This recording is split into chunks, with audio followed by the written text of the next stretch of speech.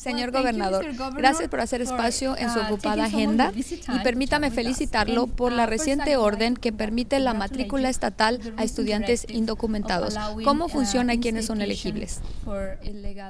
I believe very strongly that young people should have access to high quality education. It's the path forward, up and out, for people who are striving for the American dream. It was my own path, and I understand that. And so I think for young people who are here without proper documentation and graduate from our high schools and are prepared and are admitted to public colleges and universities, I think they should be able to pay what the kid who sat across the aisle from them in high school pays.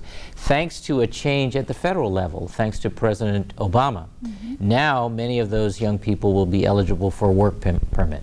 And because they are eligible for a work permit, they are eligible under our existing rules to qualify as residents for paying in-state tuition. And that's simply the directive that I put out. There's more work to do. We need to make that permanent so that it doesn't depend on changes in enforcement policy at the federal level. There are a number of different qualifications which you can get access to on the website, and I'll get that to you so you can put it up on the screen. We'll do that. But essentially it means that if you have graduated from a Massachusetts high school, you have lived here for a certain number of years, you really think of Massachusetts as your home, you are qualified for admission to one of our public colleges or universities and are admitted, and you are going through the federal program to obtain your work permit, then you are then treated like any other resident. Todos estamos preocupados acerca de la inmigración ilegal. ¿Qué piensa acerca de esto? Well, I do think that the President and the Congress need to take up the question of immigration reform, and it should include in it a path to citizenship for people who are here. I understand the importance of having strong borders, and I support that.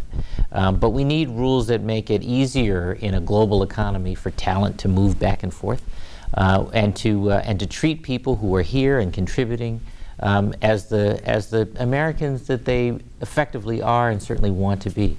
And so bringing that whole economy out of the shadows and into the mainstream is good for all of us. Do you think we will have a reform? I think we will. I think that the outcome of the presidential election was very important on many levels, including that one.